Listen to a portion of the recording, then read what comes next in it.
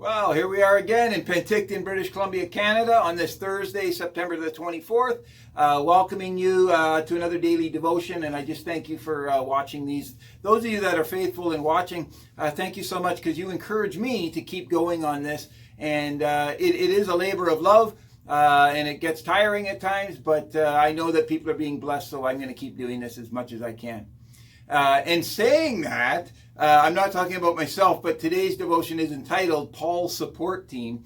Obviously not this Paul, but let's talk about that today. Acts 19:29 says this: "The city was filled with the confusion, and they rushed with one accord into the theater, dragging along Gaius and Aristarchus, Paul's traveling companions from Macedonia."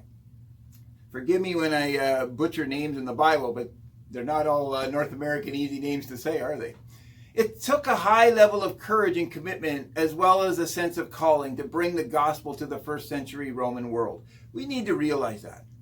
Paul was trained and chosen for this task, but he did not travel alone. One of his companions was Aristarchus, a believer from Macedonia.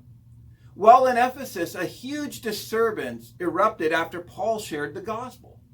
Paul was the center of the confusion, but Aristarchus was there with him, facing the same dangers. And we see that even in today. Some of us are put out in the forefront, but those that are beside us, they face the same thing we do, don't they? Aristarchus was one of Paul's traveling companions. Some might have abandoned the journey because of the hazards, and we see that even in today. But Aristarchus remained loyal, traveling with Paul after leaving Ephesus. Acts 20 verse 4 tells us. For a time, others traveled with Paul, but along the way, some abandoned him. But months later, when Paul boarded a ship that was to take him to Rome, Aristarchus was one of the few to accompany him. And again, we see that in Acts 27 too.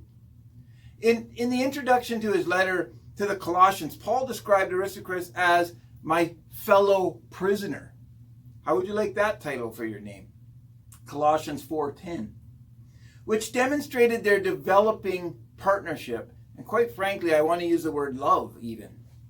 Paul recognized that followers of Christ were like a body with many members, each of whom, quite frankly, was important. 1 Corinthians 12:14. Aristarchus was a powerful example of this principle in action. He did not get attention himself, but he supported Paul. He was a man of encouragement and partnership, totally committed to the gospel, a faithful servant and an example for all of us today. I got to tell you, I'm a major in the Salvation Army. There was a day in my life when I wanted nothing more than to be the general of the Salvation Army and do anything to get there. But the reality is, I don't see that happening at all in my future. But I want to be a part of the team. I do want to support whoever is the general.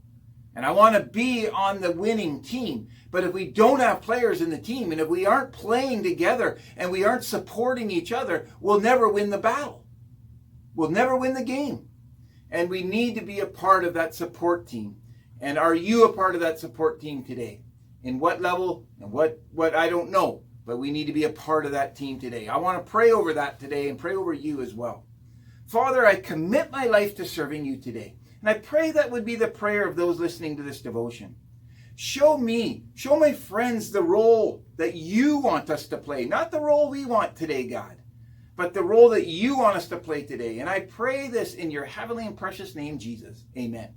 Again, get on the team, support the team, and be a part of the team today. Be blessed.